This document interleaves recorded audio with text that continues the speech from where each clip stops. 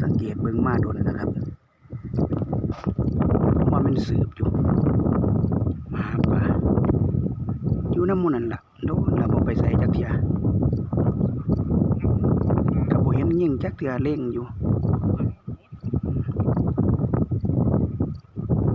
แนวใส่ปลาใส่หยังก็บ่มีแต่ปืนผา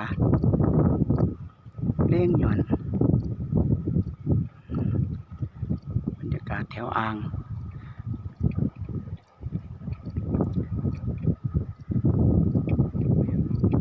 ซูมให้เบิ่งอยู่ไกลเติบอยู่ผมฟังคู่เบิ่งสิว่าคนมาหาปลาก็บ่แม่นเห็นเล่งอยู่หั่นบ่ยิงเล่งซื่อๆ